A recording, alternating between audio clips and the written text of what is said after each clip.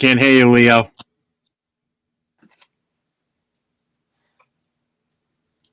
He's still not back from Rosarito, guys. Sorry. No, I'm still having the same technical issues. Well, everybody, welcome to the Most Notorious Podcast with your hosts, Chidolinus. We've got Raider Will on the other end, and myself, I'm 401 Raider Jeff. And we've got a special guest with us tonight. We have none other than Keith, the chapter of the Steel Valley chapter of the Black Hole, otherwise known as Yo Raider. What's up, Keith? Raider, What's going on? Not much. How was your weekend? Hazy, but it was good. It was good, man. It was a blast, honestly. I mean, Raider Nation came out big time, man. Took over the city. I mean, a lot of the pictures and video I saw looked like the play. It looked like everybody had a good time. Yeah, everybody I talked to until the game. Blast. Yeah, until the game.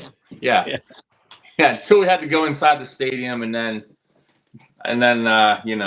it got dark real quick. Yeah, and it was an early game, so it wasn't because the sun went away. Yeah. So, how many? Let me ask you this: so you had the Saturday? Actually, no, it started Friday night with the meetup at the cigar. But how'd that go? Friday night. So I couldn't even make it to that, to be honest. But I heard that went crazy good too. Good. I know Jay Jackson was involved in that. Yeah. I was talking to him about that. Yo. Try it again, Leo. Jay Jackson? Yep, there you go. Leo's back, everybody. That's Leo. All right there. Yo. So where's Steel Valley at? Just so us West Coast people don't get confused. Well, Steel Valley is actually it's like a little something I just kicked back to, like, people that used to work real hard in Ohio, like, because it used to be like Ohio and Pennsylvania right here. They used to call it Steel Valley.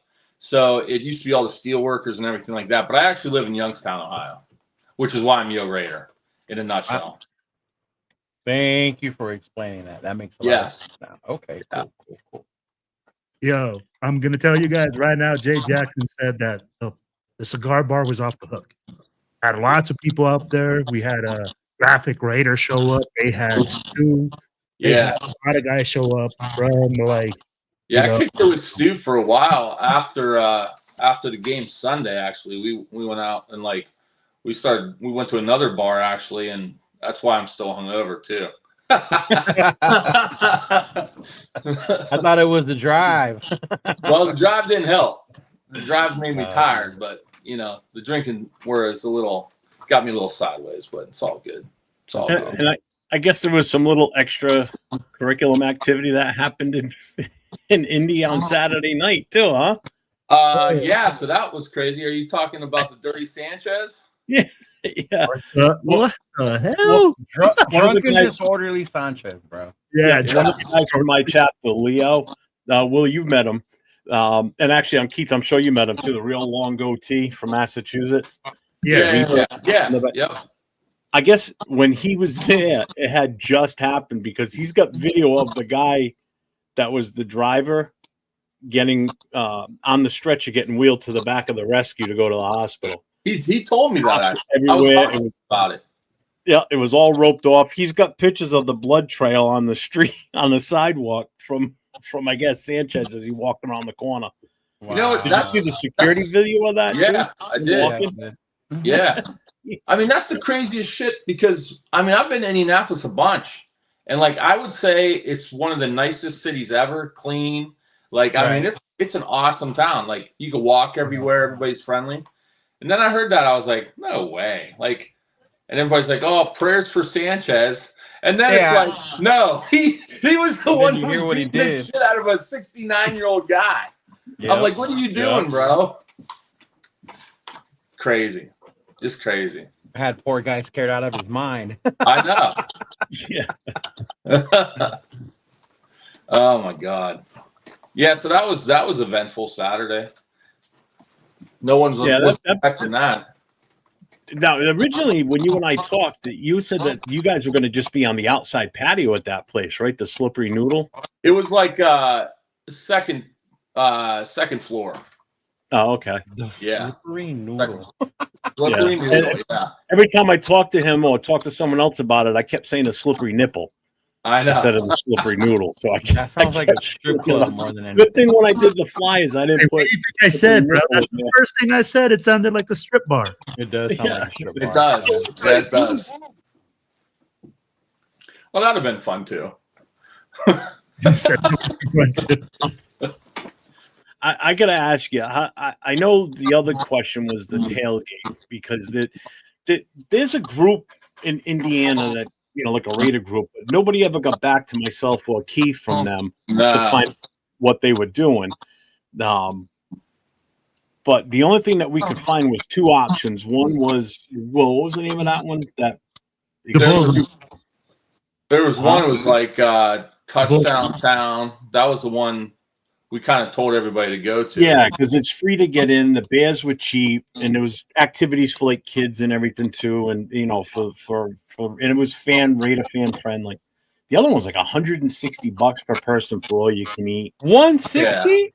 Yeah, all inclusive, included drinks and food and everything. But you got to remember, you're only there for. I'd be like, but I mean, like you're talking top shelf liquor, you're talking like seafood or like top food in that area. It Also- better be for that much, bro. Jesus Christ. Yeah. Yeah, I mean that's crazy to me, but I mean whatever. I went to one in Chicago. It was promoted by these big tailgate people in Chicago. Yeah. Christian paid $100, but we drank all their Jameson. Oh yeah, no, I think was a couple years ago? Yeah, it was a couple years ago. Yeah, I was at that one too. Mm-hmm. Yeah, that was all right. I mean, we did. Was it $100 or was it $50? I think it was 50 I actually. think it was 50. Yeah, I think you're right. Yeah. Mm-hmm. We all probably made out on that deal actually, because you're right. They had hard liquor and everything. Yeah. Mm-hmm. So that was kind of nice. That one wasn't that bad. Yeah, that wasn't bad. How many Raider fans do you think were at the stadium on Sunday? Man, there was a lot. I ain't gonna lie, there was a lot. In the first quarter. Yeah. Well, yeah, in the first quarter, yeah. Then the second, a little bit, and then the third, not so much.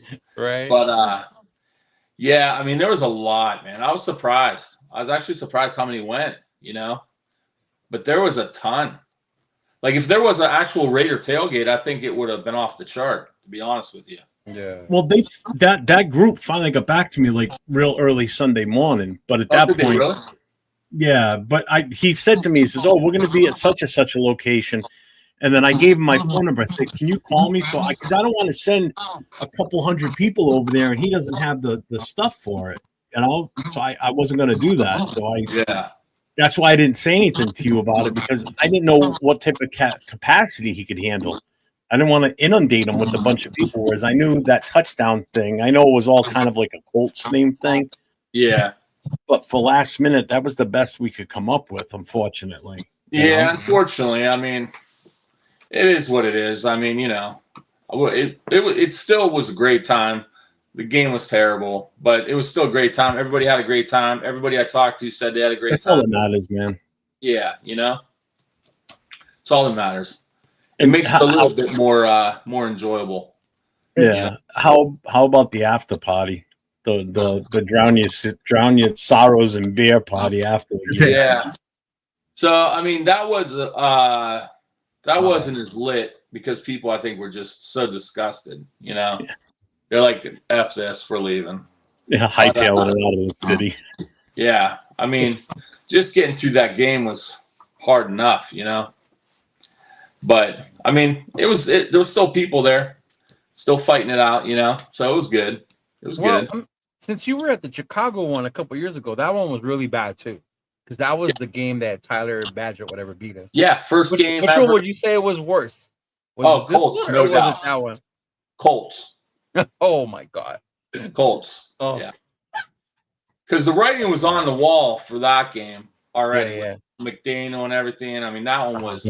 I even told my girlfriend, like, I looked at McDaniel because I had seats like right behind them in like the first row. Okay. And I go, man, I've never seen this before in my life watching football. She's like, what's wrong? I go, no one's talked to Josh McDaniels in 2 quarters. Not a coach, not a player, not anyone. In 2 quarters. I was like, oh, he's getting fired. Like, there's no doubt. Like, he's getting fired. So this was worse because at least I saw that one and I was like, yeah, this is, it is what it is. But this one, man, I don't know. I don't know about this. This is not looking good. That's all I'm going to say.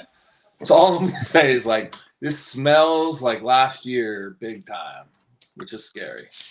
Ooh. Scary. He said, so let me ask you this. You said that, you went both to Chicago and Indianapolis. Like, what did you feel the environment was like? Did you see more Raiders fans in Indianapolis, or did you see more Raiders fans in Chicago? I mean, to be honest, there was a bunch in both. But, I mean, I might say Indy, to be honest. But I mean, there was a bunch in both. Yeah, but a bunch in Chicago. Yeah, there was. But I mean, because a lot of people, because the tailgate was kind of like spur of the moment, a lot of people didn't go to that, and I just saw people keep coming into the stadium wearing black. I'm like, wow, it's kind of crazy. Because for a while there, I didn't even go in that touchdown thing because I didn't know that you couldn't bring beer into the place. So I come strolling up with beer, and they're like, oh, you can't come in. I'm like, what? They're like, yeah, you can't come in. I'm like, So, but I didn't know that. Sorry. No one knew that. Good job, Jeff. It's all good. It's all good. Hey, I did the best from halfway across the country. Hey, man, you did great. You did great. Seriously. I mean, I owe you big time. I mean, you really helped a brother out on all that, man. Like, for sure. I mean, like the promotion and everything, and like the flyers, all that shit, man. You did great. Yeah. You know what? I'm glad he did that. And Jeff, huge kudos to you, man. I told you, I traveled a lot to games before. Oh yeah. And then I would go to games and not know where to go. Honestly, just look for black jerseys and what are you doing, or have you heard this, or follow the crowd. And in Pittsburgh, I didn't find anybody. That's why I did something. Because I was like, man, there ain't nothing. Because I was looking too, and I'm like, there's nothing going on, and I'm like, fuck it. And then I tried to do something, and like Jeff will tell you, like up to probably like 3 days before, I was like, this is dead in the water, man. These people want crazy money for this stuff. They want like thousands of dollars. I was like, this is out. And then it just so happened that they called back and it all worked out. But yeah, I mean, I'm glad something worked out, Yeah, that's for sure. Heath reached out to me about 3 weeks ago. Him and I were talking, and he said, what did you do? How did you do this? And I kind of talked to him about it. And then I pulled up a Google map of the downtown area of Indy, and I just started looking up, and then I started doing like just a Google search on what places in and around India, Raider fan friendly, whatever. Just cold calling places. He was doing the same cold calling places, and they're like, "Oh, we can't handle that many people," or "We're too big for that," or "They want to, it's $4,000 to rent the place out." I'm like, $4,000. Yeah. I said, the amount of people we're going to bring in for you, you're going to make that back anyway with just the beer and the food. I'm like, that was crazy. I was blown away at how many places wanted like 3,000, 35,000. 4,000. I'm like, what the hell are we doing here? I'm like, I'm trying to give you money. Like, what are you talking about? But I mean, whatever. I mean, that's why I was like, it might be dead in the water, but the slippery noodle really pulled through, honestly. And they were glad. I'll tell you what. Anybody in Indy, go hit up the slippery noodle because they're cool there. Real cool. The good thing for you, Pete, is now you've got that established relationship with them. So comes the next time Indy comes, we come to town to Indy. They would be the first ones I would call if I were you and say, listen, we're going to bring X amount of people.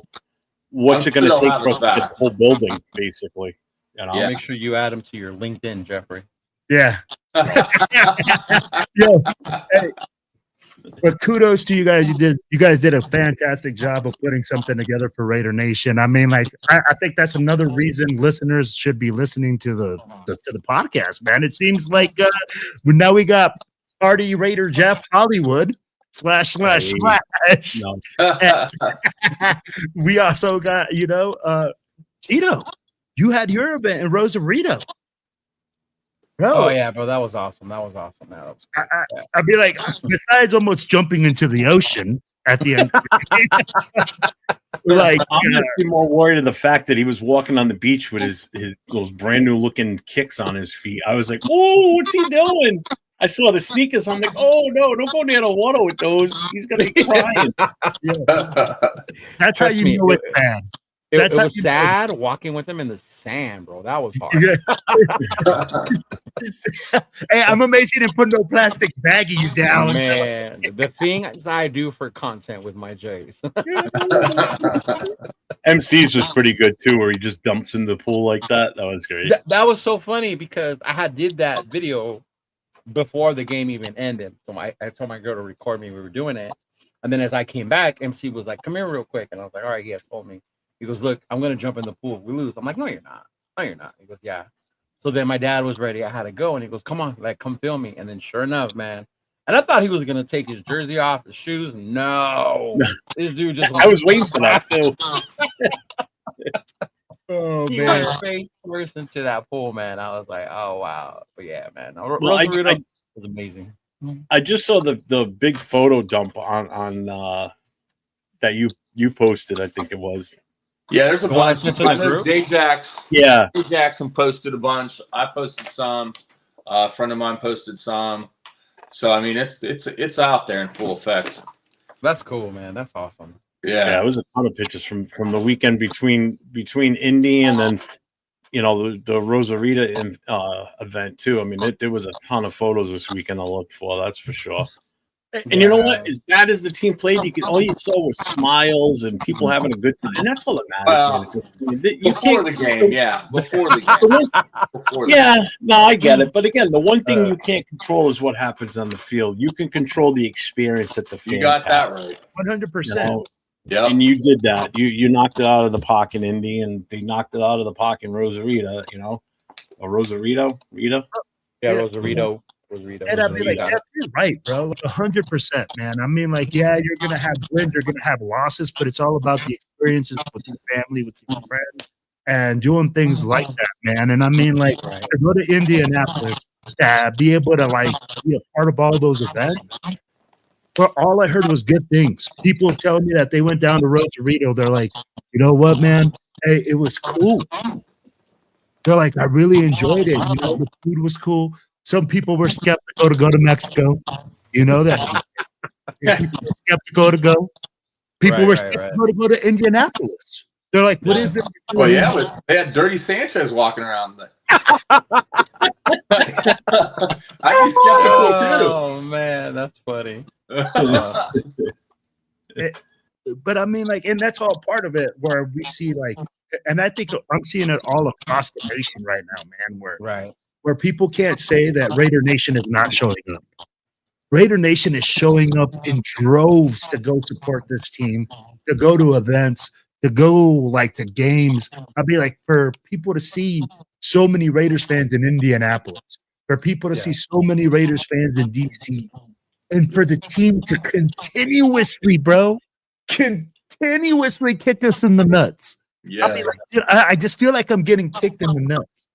Yeah. And like it's funny because I feel like now when I go to my club stuff, I call it my therapy. It's Raider Nation therapy. Yeah, that's what we talked about it on Monday. We call it our support group. Yeah, that's how we go live on Mondays. Yeah. Mm-hmm. Oh yeah. You work it together. You're talking and you're doing all these things, and I'm like, man, are you kidding me? But that's why I encourage Raider Nation to go out with other people and don't be depressed. And don't beat yourself down. Let things get out. No, you're 100, and people will always say, "Oh, I can't believe you wasted your money," or "I can't believe this." I mean, you guys that travel, I mean, you're right. I'm pretty sure you travel. Obviously, because you go to Chicago, so you probably get it sometimes too. But it's like I think that's the part I tell people. That's what makes the Raider Nation different. Yeah. Yes, we go to the game. Yes, we want to see our team win.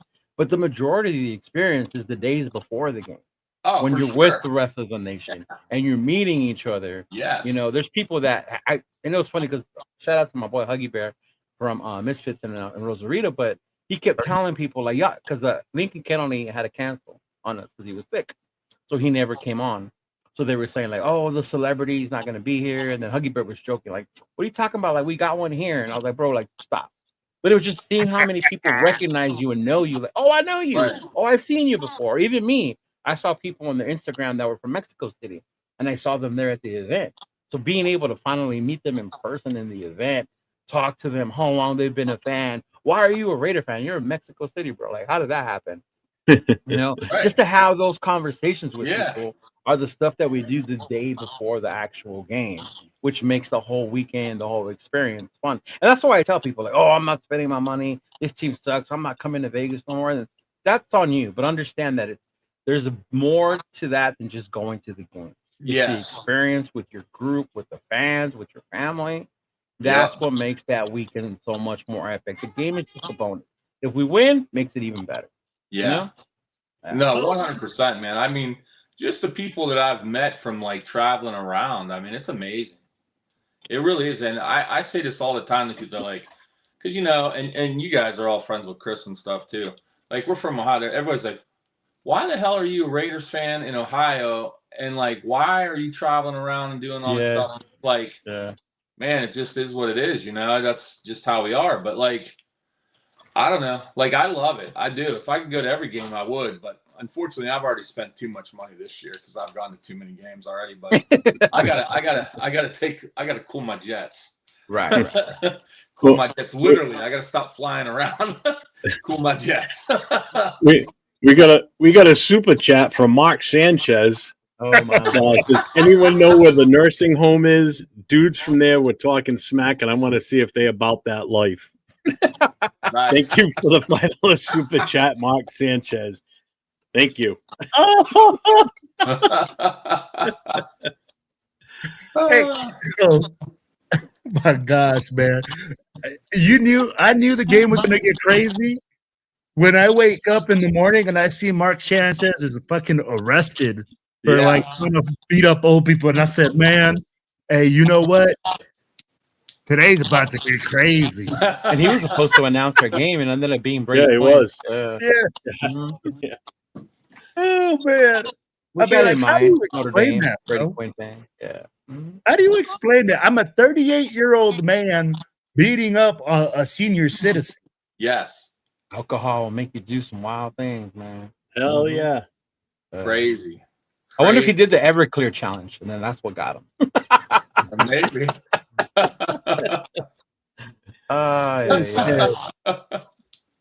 Maybe somebody called him butt fumble or something like that, bro. Right. What up, Big Luck? Well, who Yes. You two are both going to the Houston game, right? Yes. Heath, you're not going to the Houston game, are you? I wanted to go because I've never been to Houston Stadium yet. I'm trying to go to every stadium in the league. Yeah, same. But I don't know if I'm gonna make it this year. Oh, okay. Are you going to any other games this year, or? I was gonna go to Philly, but I don't know. I just don't know if my brain can take that game. I don't know. We'll see. In true Raider fashion, this weekend. Philly's gonna be the one where we come out and we win, and we're all gonna be like, "What the fuck just happened?" Yeah, that would be the game, right? Yeah, that would be the game. But who is gonna throw the ball in that game? Because I don't think anybody on our team is gonna be able to do that. What up, Kev? Yeah, no. Mm-hmm. I mean, I don't know, man. Hey, this dude right here, Raider Travis, 100%. I see him all the time in the parking lots, in the tailgates, bro. He is a huge Raider supporter. Yeah, shout out to my boy Raider Travis. Mm-hmm. Cool, Kev. Old people not immune from getting the ass kicking. Hey, you know what's funny too? Did you guys hear? Like, that dude was just trying to do his job. He was working when he got his ass kicked. You know? Yeah. That it was Mark being like dumb and drunk that started something. No. Hey, fill me in. I need to know the whole story. He was like he wasn't like an Uber driver or anything. He was delivering food. He was like, my understanding was he was like a grease pickup guy. You know how you have grease trucks to pick up all the like dirty oil and stuff. Yeah. So like, I guess he was coming with that. I don't know if he came too close to Sanchez or whatever the case may be. I don't know. And then Sanchez just went ballistic on him, and he like grabbed in the car and started beating the hell out of him. And the guy just like happened to have a razor knife there, and he was like getting the shit beat out of him. So he just like grabbed the razor knife and just started shivving Sanchez. I'm like, holy smokes. How would you like to be known for the butt fumble and getting shanked by a 95-year or a senior citizen? Oh my God, bro, you're so right. That's true. I think I'd rather be known for the butt fumble because that'll go away in time. This ain't going anywhere. Bro, the he's known for never gone away. Bro, this story's sticking with you for the rest of your life. He's going to lose his job. So he's not going to be doing games anymore. That's over with. Yeah. They're going to separate themselves from him so fast it isn't because even he works funny. with Fox. Because I've seen him on Colin, whatever. Yeah. Yeah, he was supposed to call our game that day. Yeah, exactly. Crazy. I mean, that's so crazy. It sucks. I was so looking forward to hearing him talk about our game too. Damn. I know. Whatever. Didn't he play with Gino in New York? Oh, I don't know if he was a backup when Gino was there. He might have got drafted when Gino was there. Yeah. I think that was his mentor, bro. I think that was Gino's mentor. No wonder. I'll be like, oh, no wonder. Come on now, guys. But you didn't see the link between Gino, the butt fumble. No, I literally just put that together. I was like, wait a minute. Gino's like his age. Yeah, that's true. I have to look. Who knows? Who knows in the chat? Butt fumble is wild. Right? Yeah. Big luck. We got the elephant in the room. At least the Raiders are addressing me now. For a long time, they pretended I wasn't even there. And I mean, they know they seen me, and I'm elephant for God's sake. Well, which one? Because there's multiple elephants. There's a pink one. Yeah, there is. There's a whole boatload of them now. Because I talked about a couple, and I was called a hater, right, for not believing in him. So I'm just saying. So, yeah, I'm going to ask you guys a question, right? Uh-oh. Are we past this whole thing that we are competing?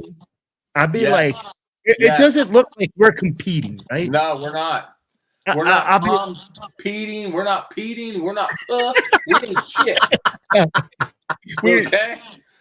I said it a couple of weeks ago. I said it's not compete anymore. It's compost. But it's like just a pile of crap right now. Hold on. We're no good.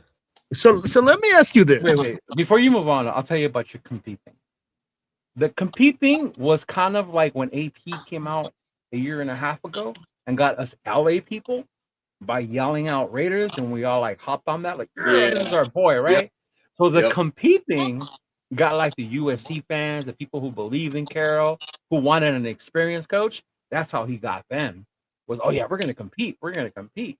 But in reality, if you looked at our roster and the very few moves they made to upgrade it, the writing was on the wall, but we were never going to compete. No. It was always on what ifs. What if Gino has a good year? What if this? What if our O-line holds up? What if this? Yeah. What if Kuntz breaks out? What if our rookie wide receivers excel and meet expectations? Right? What if Trey Tucker develops? What if Trey Tucker develops? See? Yeah. Hey, Betch did have 3 catches this past weekend, so he caught one more than he did all season. So he's on 5 for the year. Though? You got to be on the field to catch the ball, though. FYI, like, why aren't they playing him? Why did you draft him in the second round if we're not playing? Well, they did play him a lot. They did play him a lot this weekend because of the issue with tight end. If we're competing, if we're competing, why are we talking about Geno Smith getting practice reps during the game? Thank you. If we're competing, why are we talking about practice reps during the game? I didn't want to get Kenny Pickett in there because I really felt like our guys needed more practice. Practice. Beat my ass. I'm like, you know what drove me the craziest? When you're down 100. The craziest about Jack Besh was when Pete talked about him, and he goes, "He's amazing on special teams. You drafted this motherfucker in the In her second second round to be amazing on special teams. Yeah. I mean, what are we doing? Oh my god. Oh my god. And So why Indiana the, Raiders- why in the room. in the I don't know if hell he's is ready. Zamir White returning kicks? Yeah. Mm-hmm. Keith, Indiana Raider said, Yo Raider, Keith, Raider Nation showed out on late notice at the Noodle. Nice. Thanks for doing that for the nation. Absolutely. Indiana Thanks for coming, Raider. brother. That's what's up, man. He's real cool. I met him in person this time because we've been chatting and stuff, but real cool dude. So glad Is he a you came Notre out. Dame Glad fan? I met you, bro.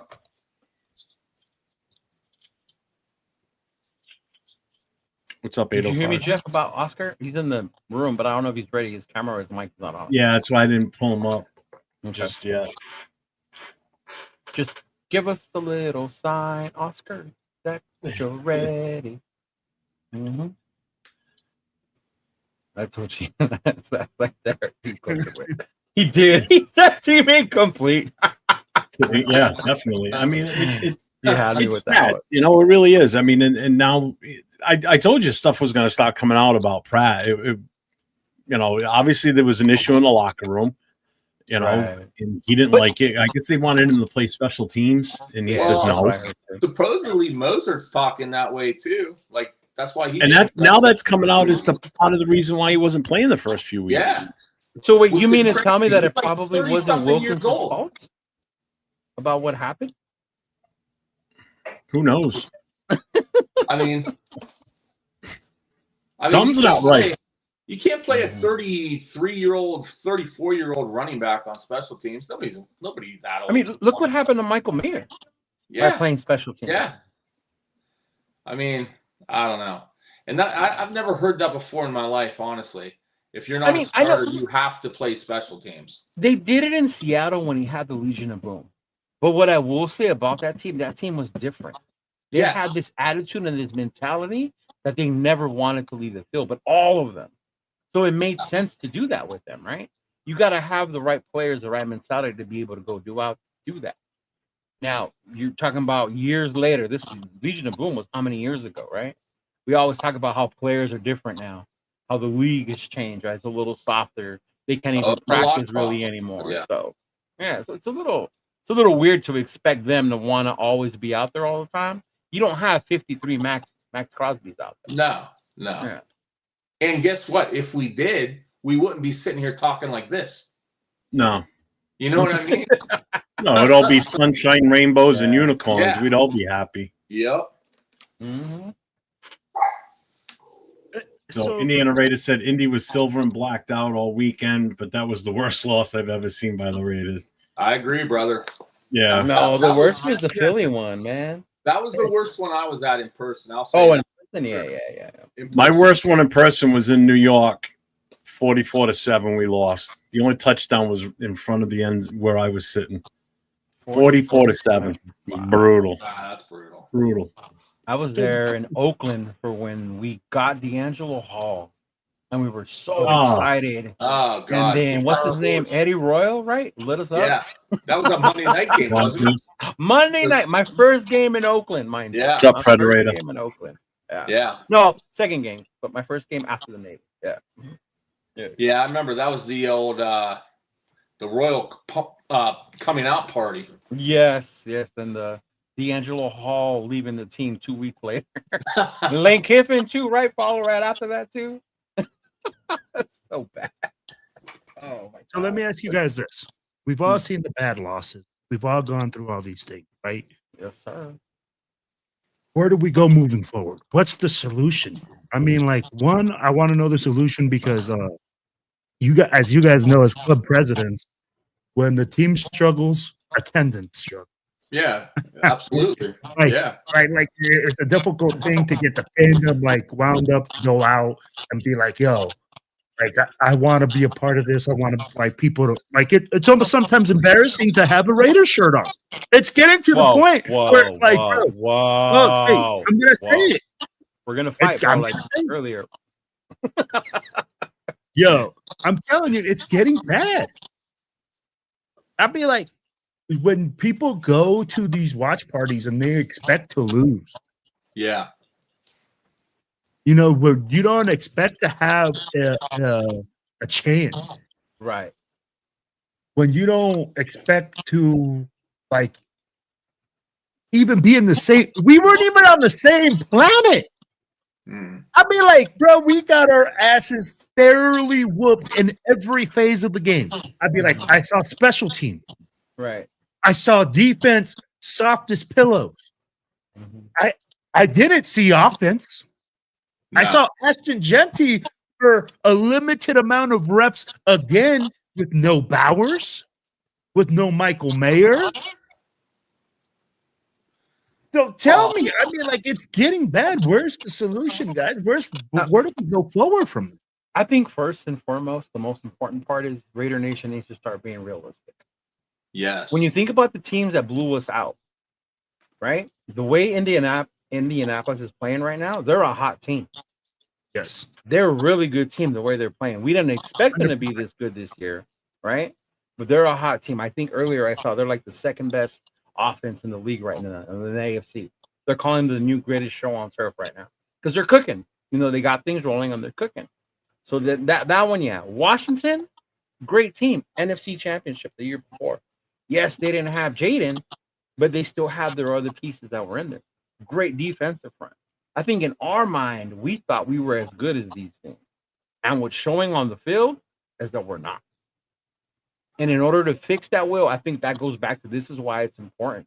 Who do you draft? Are you holding on to them? Because that's how you build your team. For so many years, we try to build teams in free agency and it never worked. You know? Teams don't build that way. You can build your team in free agency, but you can't, like, rely on free agency. No, yeah. You know what I mean? Like, you have to be able to draft, and, you know, we all know this. We haven't drafted for shit. No. I mean, the only good draft we had was not this past year, but the last year, and we fired that guy. Telesco was the only guy that drafted really well for us. And even then, look at what they're doing with his draft pick. Look what they're doing to JPJ. I know. JPJ Glaze is having a sophomore slump. Yeah. Brock Bowers has been on and off injury all season, so you know right now they're not shining, unfortunately.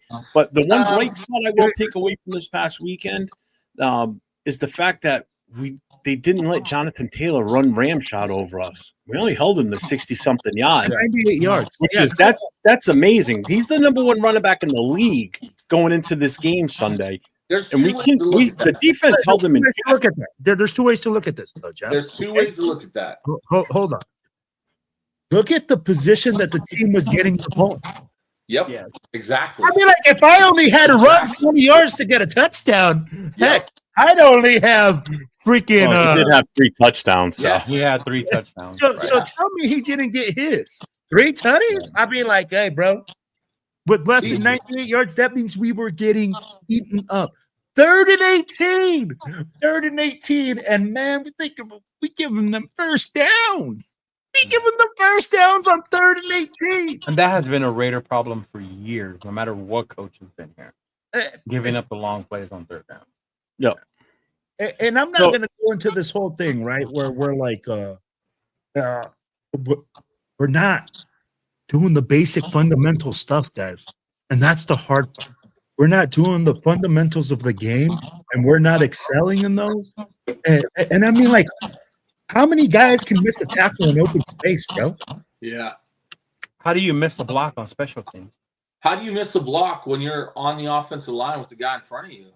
I mean, what Jordan Meredith's like, I've never seen a center miss so many blocks go the wrong way, and it's like it's insane. How about not knowing where the fucking play clock is as your center? Bro, oh my god! Like, what is happening? That's basic stuff. Yeah. We're going back to doing fundamentals with grown men that have been playing this sport since they were children for the most part. Shoot the gap right on a punt block. I mean, it's like, what's happening? Just look at what our coach is saying, guys. Look at what our coach is saying. I want to keep my starter in the 3rd quarter after throwing 2 interceptions for the 18th time in a row, so he could get practice in a game. So I'm gonna put something up on the screen. Aunt 6 sent me. Okay, so Let me see if I got to blow that up. So you have to blow that up because some of us blind people can't see. Yeah, I can't see Right. that. Bro, I got my binoculars on and I can't see it. Yeah. Okay. I can see it now. If you want me to read it, I can see it.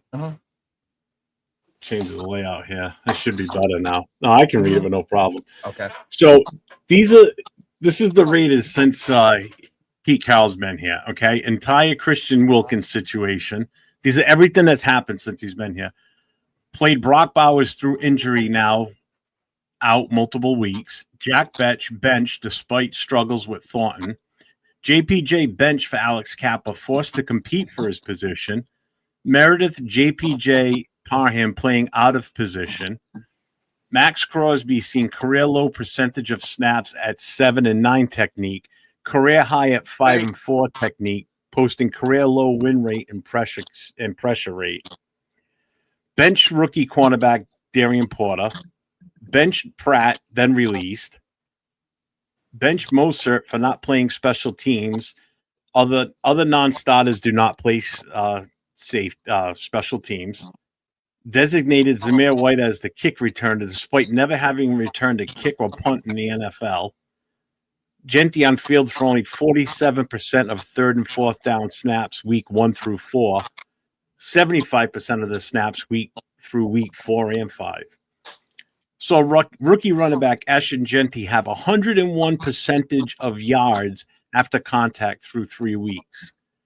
32nd ranked special teams in EPA DVOA, on pace for league record low in EPA. Refusal to bench Geno Smith despite most interceptions in the NFL by 3. 2 losses by 20-plus points. Kicked a field goal down 40-6 on 4th and 7. 40-3. Yeah, it was 40-3. Yeah. Mm-hmm. Oh well, yeah. That's why it's 40-6 at that point. Yeah. Fourth highest missed tackle rate. 4th highest missed tackle rate in the NFL. 3rd most missed special teams tackles. That's everything that's happened since Pete Carroll's been with this organization. All negatives for the most part. Yeah, that's insane. That's crazy. That's absolutely asinine. And that's a whole nother thing. Like, why are we suddenly playing Max so much on the inside? Because they do things their way. Yeah, and I think they're trying to move them around and figure out how to deal with double team. I get that, but like, if you look at any other team that has a premier edge rusher or anything like that, they move around when they want to move around. You don't tell them to move around. You know what I mean? It's like if they see something that they can take advantage of, then it's like, yeah, you got carte blanche to go do whatever the hell you want to do because you're going to get home on the guy. But like, we're kind of playing them more inside now. If you watch Max the last so many years, I mean, he lives and dies off of like being on that edge because he's got so much bend and he's got so much like torque on his like maneuvers and stuff and his spin move back to the inside. It's like, I don't know. Like, it's just, I don't know what's going on. Like, it's just crazy to me. Everything is crazy. It just doesn't make sense. Hey, this was going to go to my next question. Why is it that every coach that the Raiders get lose their mind? Or start sipping on the scissor, or smoking on the wacky tobacco. I don't know what you guys want to call it. I mean, like, yo, it's not. Mind goes. So, Cheeto, you gave me the look. So go ahead, bro. I want to know, what is it with like every single Raiders coach coming in? If you look in the last couple, I'm not going to include Josh McDaniels because I think to me, Josh McDaniels inherited not the perfect team, but he at least inherited a playoff-ready team. McDaniels dismounted it on his own. That's on him. But if you look at the last 2 coaches, what AP inherited, right? No quarterback, right? No quarterback. Trying to figure out who your running back is because they didn't keep Josh Jacobs, right? You lost your premier wide receiver. You went somewhere else. So the only thing you had was Max. So then they get rid of him. They bring in Pete. And then you see, how did he really make this team a lot better, though? And it goes back to what I'm saying when it comes to who's making these decisions about who you're bringing in. And if you're drafting players, are you going to utilize those drafted players in your system on your team if you're not signing free agents? I don't care if we have prime Bill Belichick out there right now, bro. You look at the talent we have on this team, the talent isn't there. Mhm. None of these wide receivers can get open. That's why the passing game has sucked. Brock Bowers being gone, who else was he going to throw to? It seems like Genty was the only one.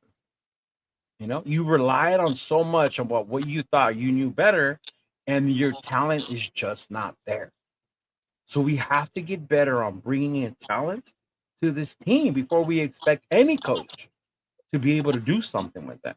But at this point, what I think is frustrating, to your point with Pete, is because he's experienced, we didn't expect the lack of discipline, the lack of fundamentals that we're seeing on the field. Because it's Pete Carroll, we thought this thing would have been corrected. When AP was here, rookie coach, he doesn't know what he's doing. He should be utilizing this. He should be doing that, right? He didn't know what. Pete's here, he's going to correct this, and we're seeing the same shit, though. And then that's where the frustrating part comes in. Though. That's what I think. That's what I'm saying. That's why I think no matter who we bring in, there's people that, bring in, what's his name, from Buffalo. Like, I get that. That's cool. But you still got to bring in the talent to this team in order for it to excel.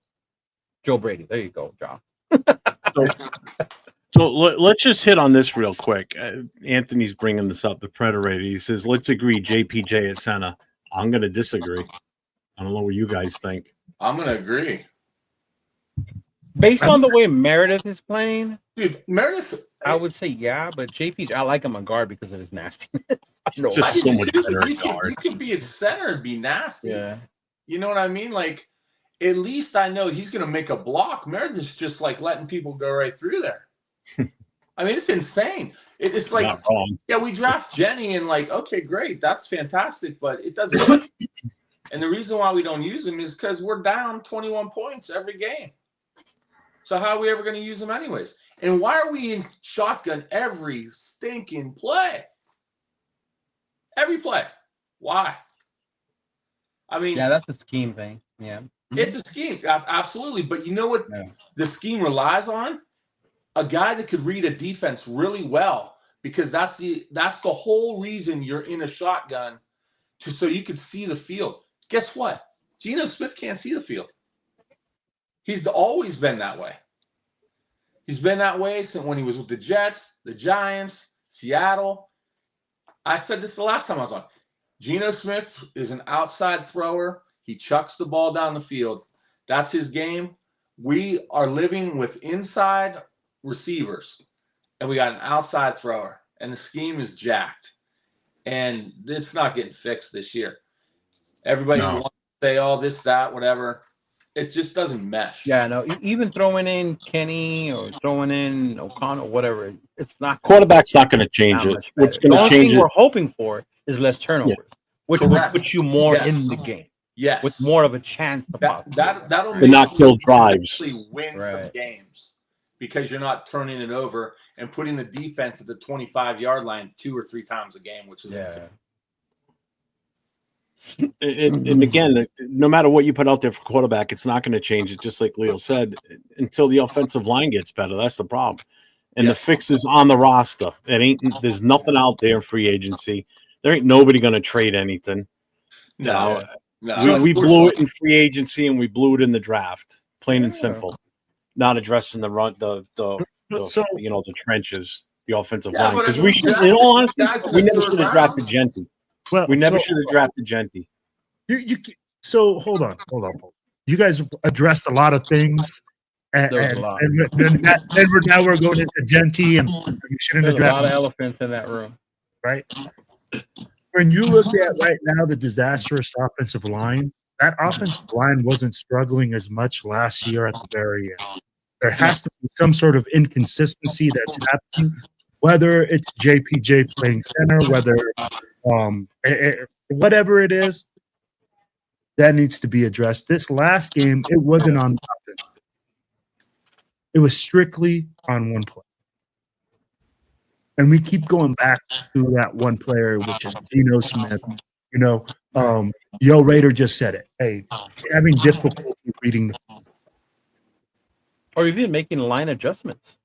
Yeah. I'd be like, and that's going to be a communication thing. That might be a communication thing, where I say, hey, you move left, or you thinking I'm telling you to move right, whatever it is. Yeah. It's dysfunctional as fuck. Mm-hmm. Yeah. But with Gino back there, right now, at 9 interceptions, not being able to motivate the team, to spark the team, to be the leader that he was brought here at $70 million to do. That is the biggest elephant in the room. Yeah. Right? That's saying, hey, I don't give a shit. Like, hey, I get it. If the offensive line was shit, then we called it, right? We said it when the offensive line played terrible. And we were saying, oh, we're competing at the right guard spot, and we're competing at all these positions at the O-line spot. Again, I go back and I say, when are we competing at quarterback? When is that guy, the most important guy, the guy that handles the ball every single play? When are we competing there? When is he going to give us a chance not to lose the game? Kenny Pickett might not win you the game, but he's not going to throw 9 interceptions in 5 games with no excuse. You're hoping, but yeah. But I mean, seriously though, I mean, I've watched a lot of Kenny Pickett being right here, and I'm not saying that he's going to be 10 times better either, right? I know. I'm just saying I've never seen him throw this many interceptions back-to-back games. You know what I mean? He's never had a size like that where it's just like a turnover machine. I mean, he'll throw an interception or two, but he's not this bad. And I love the fact that Chido brought up the scheme. As a coach, I'm going to tell you, the scheme is part of everything that you added into you, right? That's why the O-line looks. But the good ones, but the good coaches, we adapt. They adjust. We adapt to the players that we have. And we say, what can we do? Where are we excelling? Where are we not excelling? Obviously, Chip Kelly sees that we're suffering all across the board. There's nothing we're doing well. Mm-hmm. I don't know. I will say this, though. Being at the games, I have seen a lot of open receivers. Like, I mean, a lot of open receivers. And Gino just doesn't hit them. I said it. I said that. I've said that so many times, man. I don't get it. He throws it into double coverage. The receiver right behind him is wide open. Yes. I mean, it's like, I don't know, man. I don't know what he's looking at.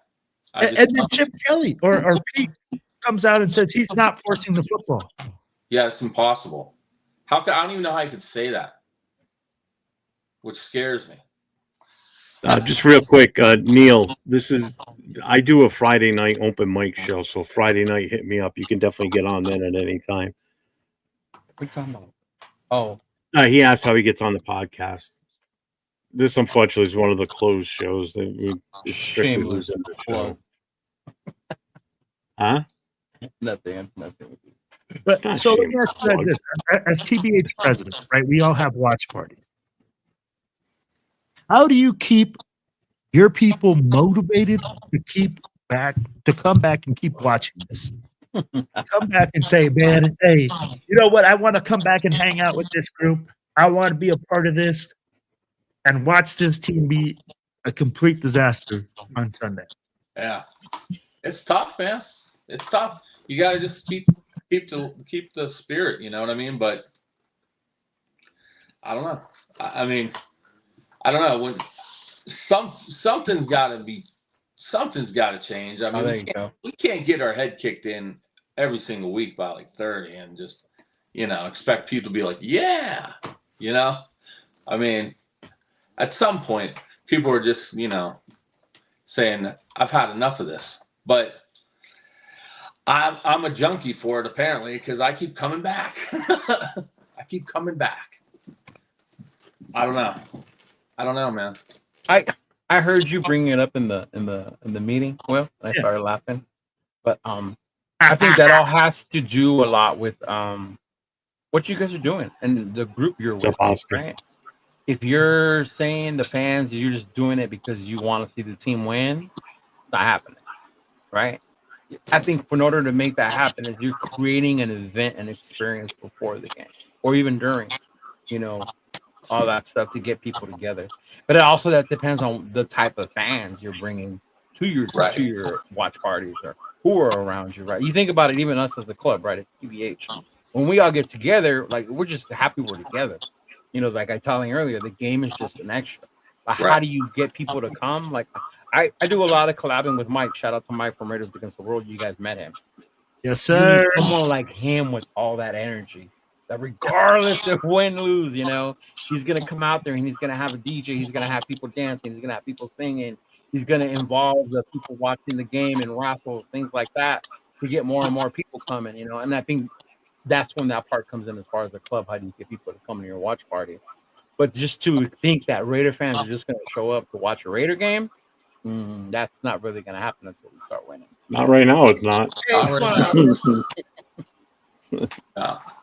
So, Jeff, you have 2 watch parties. How do you? Because I mean, like, you have 2 different locations, 2 different. We did. It kind of fell apart the 2 weeks ago. Because we were going to go to Blake's where we had the Saturday night party for the New England game week 1. Yeah. Now, I had talked to the owner a couple of times confirming, and I said, you got the Sunday package, right? You know, the Sunday ticket. Oh, yeah. I get there. I asked the bartender, can you put that TV and that TV on the Raiders game? What channel? So she's trying to find it. And I said, I don't, you're on regular Cox cable right now. You're not on. She goes, oh, hold on. So she goes and asks the manager, do we have Sunday NFL Sunday tickets so we can put the Raiders? And I can see her mouth in the words. She goes, no, we don't have that. I'm like, well, that's it. We're leaving. So she comes out. She goes, we don't have it. I said, damn it. I said, all right. Well, I said, I guess we're leaving. So luckily we hadn't ordered anything to eat or drink. So we ended up leaving. We went to another location that we knew had it, but it's not the place we're going to go to. We're just going to go to Buffalo Wild Wings. Yeah, we're just going to go to the original place up in Buffalo Wild Wings, maybe for the next few weeks until the bye week. But I mean, I'll endure the 2-hour trip in the dark at night coming home after the game ends. Going to B-Dubs? You're going to B-Dubs? Yeah. It's not bad though. I mean, they take care of us up there. We got the whole outside patio section, and it's closed off. So if it gets cold, they got the heaters in there, so we'll be fine during the colder days. Yeah, But right now, dude, the last 2 Sundays, it's been in the 80s here. Yes, this past Sunday was 89. It was 89. Yeah, but you're not expecting it. You get up and it's like, what the fuck, man? I shut the AC off 2 months ago, and I got to turn it back on again.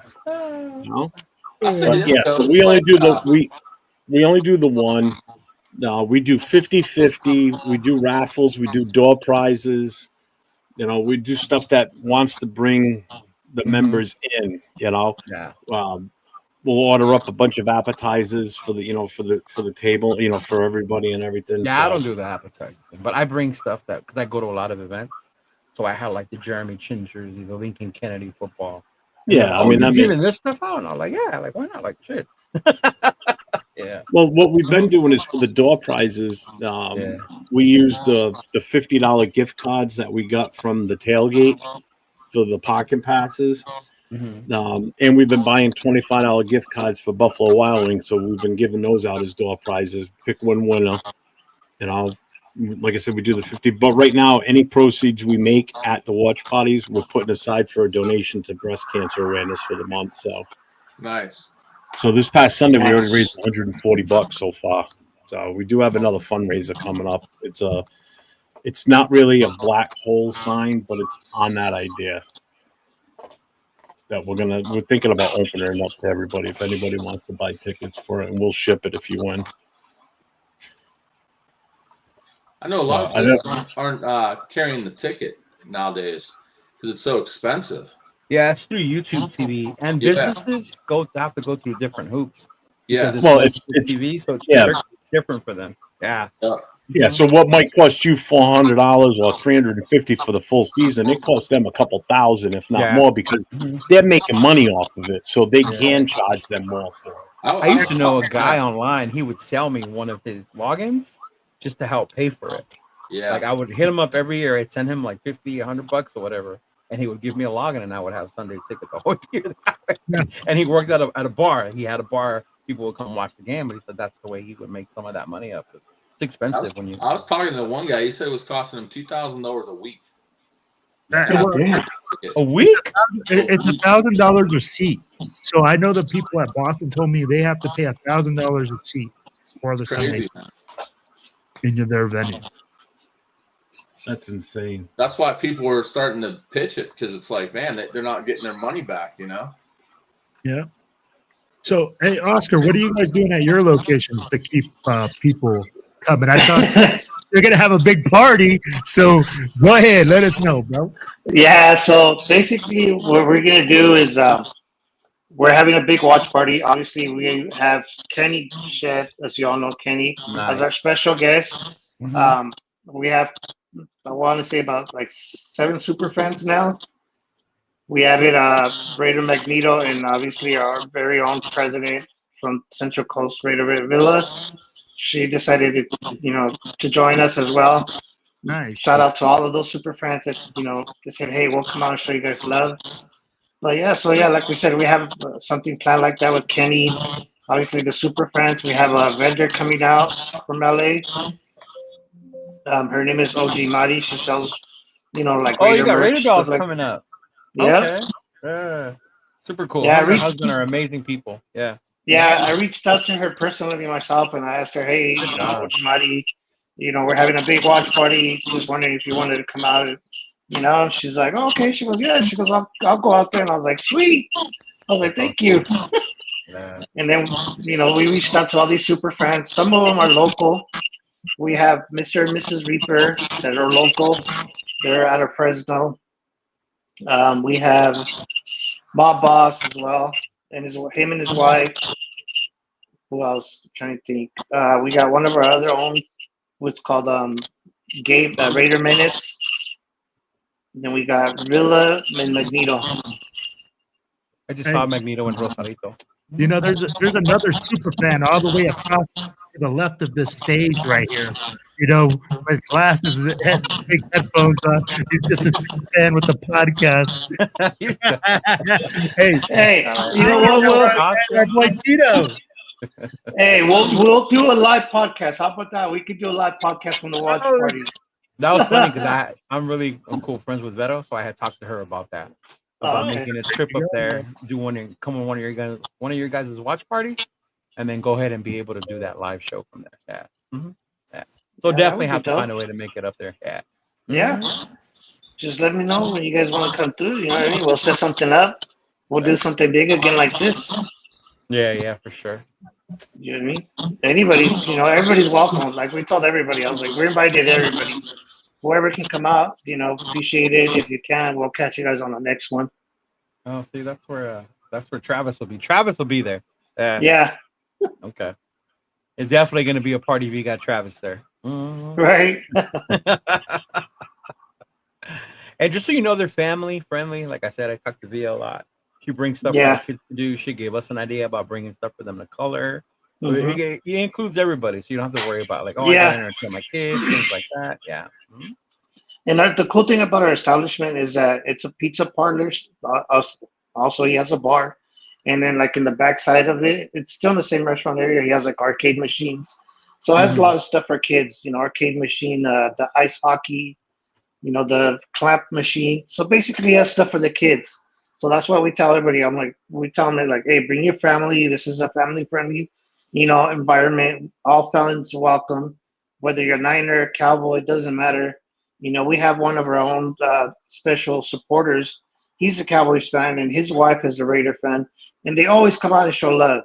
To all of our watch parties, we invite them. We shoot them a message. He always tells us, hey, man, when you guys have the next watch party, just let me know. Well, I'll be there. Like, okay, sure. Like he said, like I said, he's a Cowboys fan, but he's one of our biggest supporters. He tells everybody, he's like, hey, if you guys want to be part of a good-ass club, that does a lot of community work and does a lot of stuff for the community and with the community, join them. Definitely, he's like, join the Central Valley chapter. They do a lot of stuff for the community. You know what I mean? Awesome. Like I said, we have something coming up at the end of this month for Trunk or Treat, with the Porterville Police Department. They, asked us out again. We said, sure, we'll volunteer again. We're going to set up a stand, with our 2 canopies with candies for kids, stuff like that. Decorate our cars. We're going to probably dress out. Most likely, I That's will why a lot dress of them are out. doing Halloween things right now because it's October, huh? Mm-hmm. Yeah. So right now, like here in the Central Valley area, we have a lot of trunk or treats going on with like car clubs, stuff like that. It's popping up almost every weekend. I think there's one this weekend coming up, and I think there's one the following weekend. Just pretty much all the weekends are booked with trunk or treats. You know what I mean? That's You're in the Central Valley area. And then, that's pretty much it that we're doing here. You know what I mean? That's Well, awesome. That's awesome. Speaking of Halloween themed stuff, gentleman's in the chat right now, Predator. I promised him we'd bring this up tonight, but he's got an event coming up. Rudos Los Rudos and El Paso. Rudos Halloween party, special guest appearance, Death Hands, and the Predator. October 19th, kickoff at 11 a.m. Raffle for adults and kids. Halloween costume contest for adults and kids. That is on the 19th of October. Hang on. Let me bring this. Can't see that. It's at 8041 North Mesa Street, El Paso, Texas. 79932. So if anybody is going to be going, let Predator know. Hit him up on Instagram. Check him out. Again, October 19th, kickoff is 11 a.m. It's the Raiders Chiefs game that day. So make sure you go and support one of our brothers and check him out. And I will be promoting that on Instagram for him too, like I promised I would. So I will be sending that out and around. Central Valley Wrecking Crew has a Halloween party coming up as well. Okay. I know Wrecking Crew in Las Vegas is doing their Halloween party this week in J-Lock. Yeah. Mm-hmm. Yeah. Oh, wait. Tito. Since we're not going to get a chance to give you a happy birthday. Happy birthday to you. Happy birthday to you. The Raiders win, man. Hey, if you are in Allegiant Stadium this week and you see this man, the non-super fan with the podcast, all the way at the very left, you make sure that you get my man a drink and wish him on a happy birthday. Hey, thank you for all you do for the nation. Hey, appreciate it, big dog. Yeah, I'll be there. We're getting Hopefully we get a dub, man. Back right now. Yeah. I don't know if you guys are hearing it. What's that?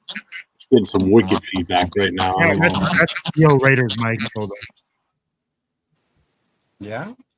Yep. Boom, boom, Boom. Yeah. Hello. Yeah, I don't hear it now. Yeah, it's his mic. It was echoing. That's all right. Oscar too. He says, "Yo, Raiders. So what's your plans for how to keep people engaged? How to keep people coming out? How to keep people cheering for Raider Nation in your section of the state?" I don't know. I'm kind of new to the watch party game, so I'm kind of like just starting out and throwing stuff out there. Honestly, So this isn't like ideal, but anything we could do, 50-50 raffle, anything to get them, engaged and just like more involved. You know what I mean? Anything like, I was thinking about doing block pulls, maybe, just to like keep people more involved. Anything to keep them more involved. Yeah, I like that idea. Yeah, I think that's Just a suggestion. I mean, again, I've only been in the Black Hole since May, but I've been around a booster club for 18 years. And one of the easiest thing is just keep it simple. Whatever you do, especially if you're just starting off with it, yeah.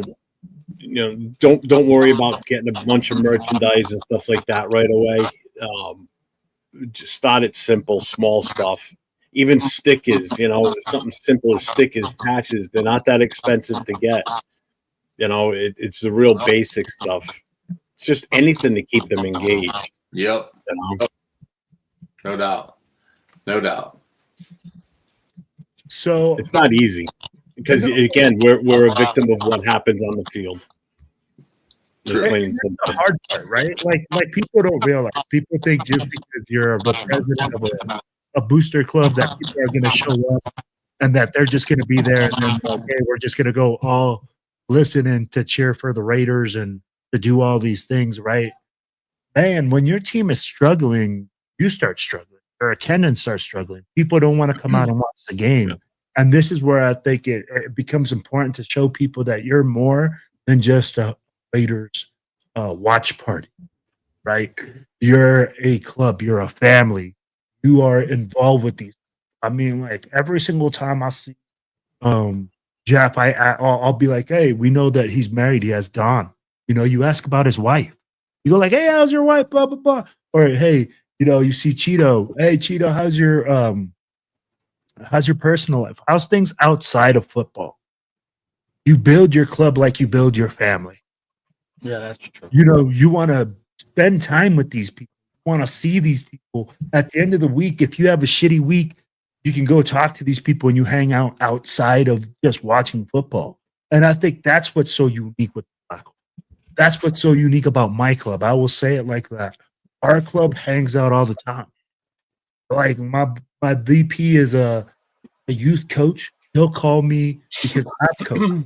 And he was like, hey, Will, like, let's talk some football. I want to learn this.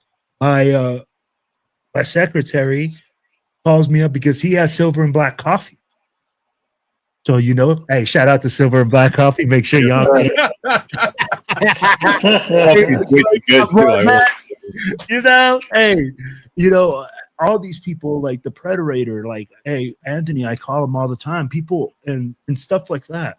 So I think that's what's important, that you build a family, that you build a cohesive group, just like you would a football team. You got to be supporting the people that you got. Right? You can't have anybody.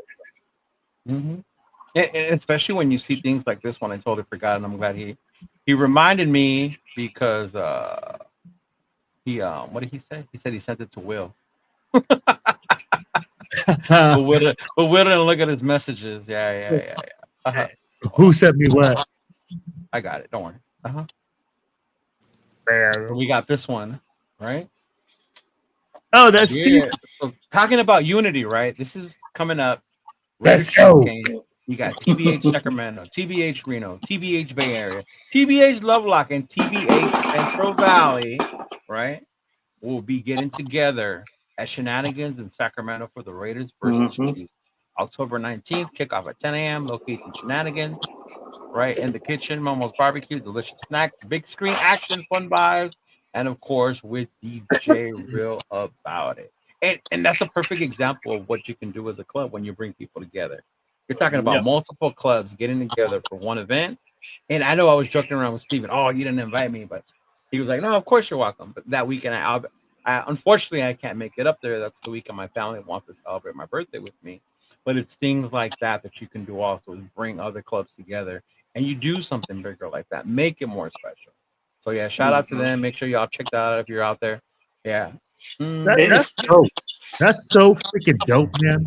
I think that's such a unique aspect of it, where you guys are able to travel and get together, go to a different city, meet up with your peeps, be a part of the Raider Nation, enjoy the environment. And I mean, like, it's hard. And I think that's how you keep the vibe going, right? Because, like, if you really think about it, like, man, right now we don't have anything to say, hey, yeah, we're going to go in there, we're going to kick ass, and we're going to take names, and our team's going to win, and we're going to go in there, woo, and we'll go out of there, man. No, it's not built that way. But you're like, yo, hey, we're going to go to a different city, we're going to chill with different people, you're going to meet new cats, and all these people will then go like, hey, man, I can't wait till you guys have an event there. When your club has an event, I can't wait for them so we can come out and support. I'd be like, that's cool, because I live in the middle of bumfuck Egypt. Like, I live on the border with Utah. But because we go and we support other clubs and we support other people and try to do things like that, they come and they show us love.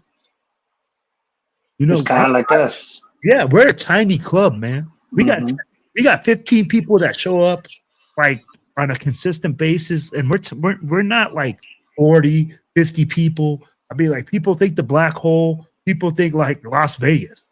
Yeah. I wish my watch party had 300 people hanging outside like a bunch of gorillas. Yeah. But let's be factual, right? Most of our clubs got what? 15, 25 guys.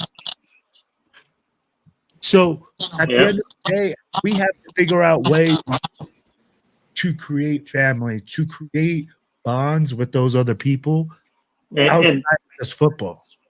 And you know what, Will, to piggyback on that, that's a big special shout out to my girl. She's the one that, does a lot of that stuff. She does a lot of the planning. She's like, hey, kind of like for the bye week. She's like, hey, what should we do for the bye week? She's already trying to plan something with our club members where, we can just do a little kickback. Like, hey, we can do a little barbecue or something that has to do with just our members. You know what I mean? And big shout out to her. She does that for her work. She does a lot of organizing. So it comes natural to her for her to sit there and just be like, you know what, let me plan something just for us members or anybody that wants to come out and just, for example, let's do a bowling night. Hey, it's open to all Raider fans or anybody that wants to come out and hang out with us. We're going to be at the bowling alley having, bowling night, something like that.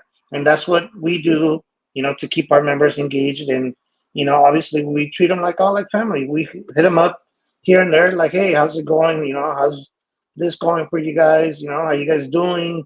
How's your weekend? How's your work weekend? Whatever it is, maybe we reach out to them. We try to reach out to them as much as we can. You know what I mean? I know most of our members work during the day, and they probably don't jump on until later on that night. So that's when they're like, okay, well, they're like I said, they're on, and that's when we hit them up, like, oh, how was your day? Stuff like that. But like I said, big shout out to her. She plans all that stuff for us, like events, like a blood drive that we have coming up as well. She planned all that. Nice. I like that. Yeah, this big watch party. Obviously, it was between me, her, and my VP. We were all three of us were just basically on the phone pretty much every day, hitting up people, hitting up our super friends that we have here local. Give them a shot to come out and show support, show some love, and show them some love as well. Let them know that we're thinking about them. Like, hey, reaching out to them. Hey, we were thinking of you guys. What do you guys think of coming out to one of our watch parties? And they said, hey, yeah, hell yeah. We'll be out there. And that's how we got all these super friends. Like I said, shout out to her. She's the one that does all the planning and coordinating all that stuff. This watch party wouldn't, also be without her help, getting on the phone with everybody and, organizing and reaching out to other super fans. You know what I mean? I reached out to Kenny personally myself through Cisco. Shout out to Cisco as well for hooking me up with Kenny's info. And then I reached out to Kenny myself, what I mean? And I hit him up and I said, hey, Kenny, would you, want to be part of it? He's like, hell yeah. He's like, my schedule's freed up for that day. So I was like, shoot, perfect. Nice. So that's why I asked him to come out. And I told people, if people were wondering, like hitting us up before, like 2 weeks, 3 weeks in advance when we put out there, hey, save the date. You guys ain't going to want to miss this. Everybody was messaging us like, oh, what do you guys have planned? Oh, give me a secret. Let me know. And we're just like, hey, you got to stay tuned. We can't let the cat out of the bag yet. We're like, that's true. That's true. You guys got to stay tuned. Doing a lot of things this year. I saw that you guys had the Modelo guy. I mean, like, can you do a little commercial and everything? I was like, yeah, that commercial was funny. I saw that. Yeah.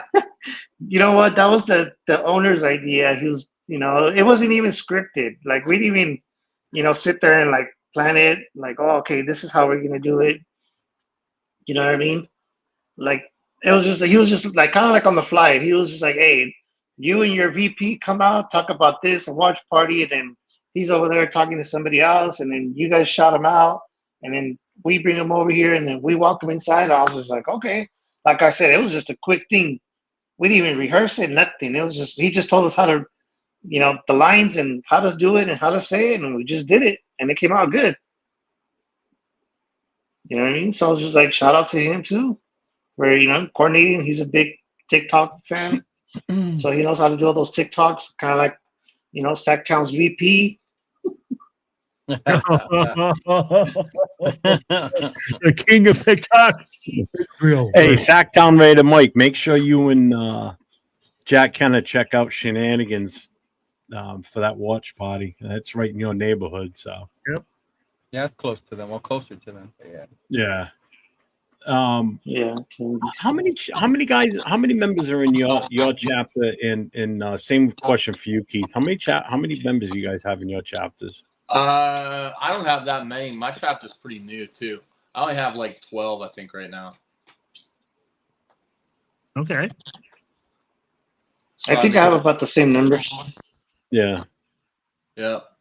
Which ain't bad. I mean, for just starting, I guess. But I got a couple people in the hop, we'll say, that hopefully join up here soon. So yeah. So doing things like that, that really helps, spread the word. Yeah. A lot of people, they just don't have know you guys that you do these things. Do you guys? Yeah. How long you got? How old are your chapters? Like, I know Keith, you said yours is fairly new. Is it like a year or two? Or? Yeah, not even a year, I don't think. We're going on to 4 years. Okay. Do you guys do anything during the off season? I mean, I know technically there's no off season with the Raiders, but I mean, like once the actual NFL season's over and you're not doing watch parties, do you guys do anything to keep your members engaged during that time? Yes, I do. Yeah, I do. We try to get involved a lot with the community. Okay. You know what I mean? I tell them, I'm like, hey, there's no off season. Just because football's over, it's just we got community work to do. Yep. There's a lot of stuff that we can do for the community. Get us out there. And that's why I asked. Just, I mean, again, it's just my experience with the Booster Club for so long. We always did after season activities, like we do a bowling tournament, we do mini golf, we have I think everybody does a summer barbecue before the season starts. We do stuff like that. We'll have a bowling tournament. We'll do something that'll get everybody engaged and keep everybody communicating too. Yep. That's the toughest job as a president of whatever organization, whether it's a Booster Club or a Black Hole chapter, is keeping your members engaged when there's no football to watch. When there's no football to watch, you don't talk as much, but this helps you keep engaged with them and keep showing it, that you're interested in what they, like Will said, you're interested in what they got going on. And again, it's a chance to help the community too, No doubt. So yeah, that's something that my chapter never did before, but we're going to do that this year. We did have a summer barbecue last year. We're going to definitely do that one again this year. But I want to do some other things with them too. So the Facebook page helps too. That's the other thing. People don't realize it. That's a lot of people have an easier time checking Facebook. Because just about everybody's got Facebook. There's hardly anyone out there that doesn't. Because that's one of the first ones that came around was Facebook, so everybody's got it. So that's an easy way to keep people engaged, especially when you got to make an event too. That's the other easy one to use. Mm-hmm. I think you're right, man. I think you have to keep people engaged in the way that we do. You have no choice. You have to look at it as we take a little break right after the Super Bowl because we always watch the Super Bowl together, do stuff like that. We'll take a little break and then we go into like the draft. The draft is the next big event. So we'll have something for the draft. And then we have our summer barbecue where we hold things together. And if somebody has a birthday or if somebody's kid has a birthday, we try to get together for those events, right? And you always have to have something to get people engaged in the summer and have people doing things. I'll be like, it's great to be a fan club during the season, but the season is such a small part of the year. And if you really think about it, man, like if you want people to keep showing up, you want people to come when times are tough, you got to build those relationships. You got to want to make people come. You got to say, hey, man, I'm going to come and hang out because I think those are important things. Oh, shoot. Hold on. Your mic was still muted. Sorry. That's Go ahead. Are any of you guys going to the draft next year? Where's the draft? Where is it at? Pittsburgh? Yeah. Ooh. The draft be in Pittsburgh, and that would really depend on. I think my wife would like to go to that, so stay tuned. All right. Right. I think I would. Well, me and my wife would. She would definitely like to go. Out My of wife Cali. just came out the next room to say Pittsburgh. She's like, that sounds like a possibility.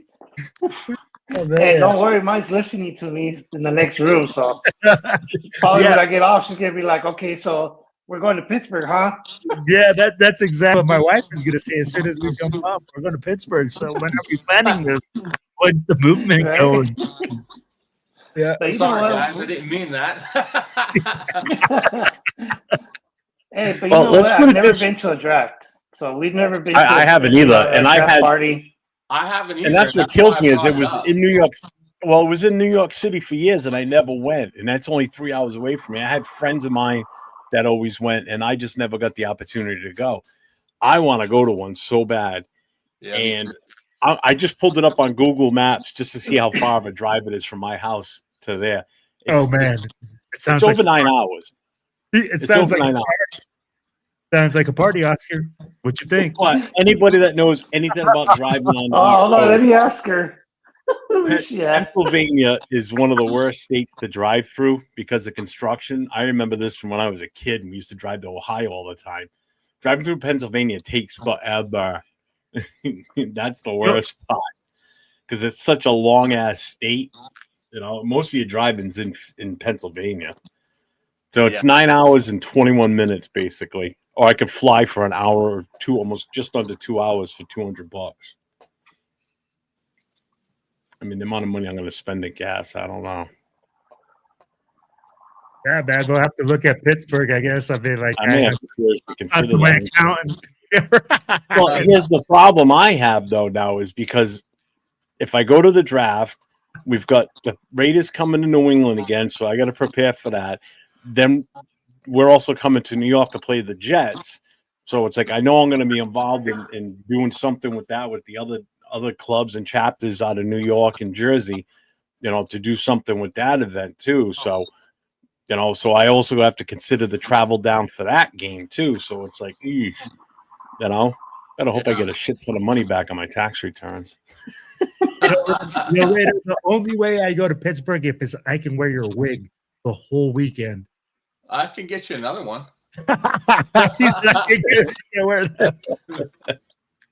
We could go as twins. Well, Keith, how far are you from Pittsburgh? Because I know you're kind of right on the line. Yeah, I'm like an hour away. That's like a. Oh man, that's beautiful. Yeah, that's a no-brainer for you, man. You can go home every night. Yeah, actually, my fiance lives in Pittsburgh, so that works out. Oh shit! So you just crashed there? Yeah. All right. Yeah, so that's why I was asking if anybody was going because I'm 99.9% sure I'm going. So. I've been like, hey, I guess we're gonna have to lock in and see what we can do, man. It might be a black hole party for That's what I'm saying. Yeah. I'm down. Could get wild. I seriously might be able to do that. If you ask anybody that was at my party in Indy, they'll tell you shit gets lit. I think just having a black hole there in general is probably going to get lit. No doubt. So I'll say it like this, Oscar. It's different. So it's crazy to see now how the events abroad and like outside of Las Vegas are starting to get really good. I mean, like we have now people that are organizing things that are telling people where to go. Before, man, when you used to travel, it always used to be like, where are we going? Like, oh, who do you got to meet up with? Now with this show and channel and stuff, like we've been able to create so many things for people to be like, hey man, there's a centralized way of Raider Nation getting their information on where to go, what's the events that are going to be around. And we have people all over the country that are represented. Like we're all presidents. So we're all, we all work together to be like, hey man, we want to throw the best event possible because there's a name or a face to the project, right? Or a face to the events. If they know that, hey, we're going to Indianapolis and Steel Valley TBH has their logo all over it, you best believe that Yo Raiders over there with he's the president. He's involved. If TBH Central Valley has their logo all over the place, we know Oscar's involved. TBH New England, we know Jeff's involved, and all these guys have pride in what they do, and we all have pride. I talked about it earlier in our president's meeting that we are all part of that TBH shield, right? Like I look at it as a shield for TBH. We all represent. Every single president is a representative. A lot of people look at our super fans. Guys, I love our super fans. They're great people. But all these guys on this board here, and we got about 50 other presidents, we're the ones that put in the work on the back end. We're laying the concrete. We're doing all the stuff that doesn't have all the lights and glimmer. All the parties that you see locally are done by guys just like you. All the events that are done when you go abroad, like where you go away to away games, abroad, when you go to away games, are done by presidents, are done by people on this panel. So that's where I say, and I go like, man, that's the difference. That's where I enjoy being a part of TBH and being able to do things for Raider Nation. When we go out there and we're able to put these events that are fantastic, that people enjoy and people want to be a part of. And salute to you, Jeff, and salute to you, Yo Raider. I know that you guys put one on and you guys are new presidents, right? Straight, like you guys are saying, hey, and you guys put it on hell of an event, man. People were telling me about how much fun they had in Indianapolis. I did not know that there were so many war memorials there. That's an interesting fact. Yeah. And I mean, like things like that. So I can't wait to see what you guys do next time. I mean, like I went to New England. Jeff threw a hell of a party for the season opener. Yeah, he did. And then now to hear that Indianapolis was put together and you guys threw a hell of a party, threw a hell of a like everything, an organized event. That makes me excited to go to all these new cities and to support all these local booster clubs. I just made the flyers and be awesome. Be a part of it. Keith did all the legwork. Hey man, every bit counts. Don't sell yourself short, brother. I can't take credit for that though. I mean that was your baby and you did a hell of a job of it. Like I texted him earlier. I said great job. I said the feedback I'm hearing was extremely positive. You gave everybody what they wanted, which was a great experience going to Indy. Game was one thing, but everybody had a good time. That's all that matters. Yeah. And I can't wait to hear about Oscar's event this week.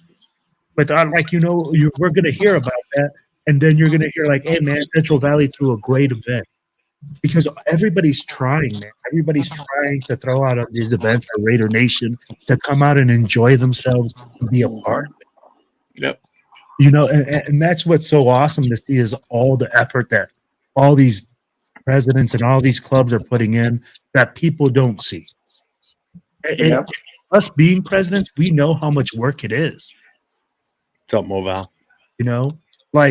People think, oh yeah, we're just gonna be like, oh yeah, we're gonna put this flyer together and everybody's gonna show up. It don't happen like that. Nah. It's not easy. It's not easy planning something that big, you know what I mean? Even if it's just a watch party like we're doing, it still takes a lot of planning. it still takes a lot of, phone calls, messages, whatever it may be. However you get a hold of people, it's still time consuming. You know what I mean? It's a lot of going back and forth with people, with either with vendors or whatever, whoever you're reaching out to. It takes a lot of time. You know what I mean? Obviously, getting the flyer done. Thank God we have somebody that does that for us. And this person is really good at it.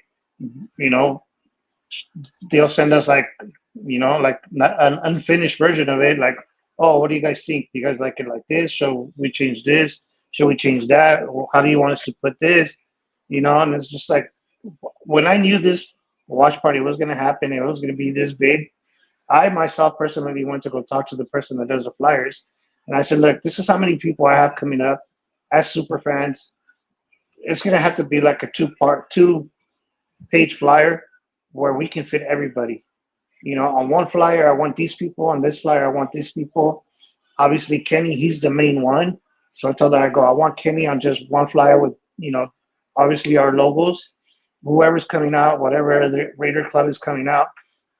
We have a club from Modesto, which is 2 hours away from us, coming down and showing us love, And like I told the person, I was like, I'm giving you all the people, and I'm telling you kind of like how to do it, and you do the flyer. You know what I mean? And that's when this person was like, okay, I got you. They sent us, the 2 unedited, the drafts, and she was like, okay, what do you guys think? You know what I mean? And we're like, okay, cool. Yeah, let's switch this up, or let's move this person here and let's put that person there, And like I said, it's a lot of time consuming, even though I wasn't doing the flyer myself, but it is. I've done flyers myself where I get on my phone and I'm sitting there trying to, edit stuff and cut people off and put them on the background. It's a lot of consuming, you know what I mean? And like I said, good thing this person that does the flyers for us and does all of our, our shirts, our merch, anything that we need. Big shout out to them that do it all for us, you know what I mean? And keeps our club fitted each and every week, watch party or even events. The TBH, the logos for the breast cancer awareness. You know what I mean? I told them, hey, can you guys incorporate pink into our logos, because we like to show support to breast cancer awareness the whole month of October. And they said, okay, yeah, cool. Let me see what I can do. They did a preview of it, and they sent it to us, and I was like, you know what? I like, it looks cool, but is there any way you can paint the skull, pink? And that's when they're like, okay, let me redo it for you. They did it, and then they sent it to me, which is the one that we have on our profile pictures now. You know what I mean? It was just like, hey, I love that one better, and it looks good. You know what I mean? And like I said, it's a lot of time consuming. You know what I mean? Yeah. It's a lot of going back and forth with people. This person reached out, or that person reached out. Like I said, it's just very time consuming doing stuff. Yeah, my guy Dave that handles all our Instagram stuff for we do it. Oh my he does God. the majority of the stuff, but I also help out with it too. He reached out to him and says, hey, can you get one? He sent them our logo and said, can you do it for us too? And he did, and it looks awesome. I love it. So I've already incorporated that into a few different things that we've been doing. So yeah, it came out great. I love it. It's awesome. Because I even got one of the fundraisers we're gonna do is let me see, where did he put it? I can't even find it. Oh no, here it is. See if I can share this real quick, just so you guys can see what it looks like.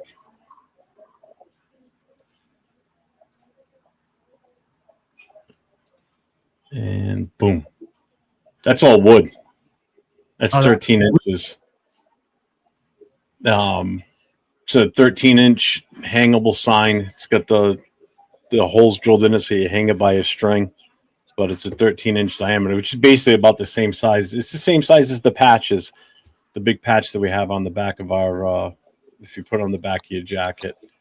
So, but I think we're going to raffle that off. I'm debating if I want to open it up to anybody, like put it out to, anybody that's, Black Hole member or whatever, or whoever, or if we're just going to do it within the chapter. I don't know. Make it more of a donation if we open it up to more people.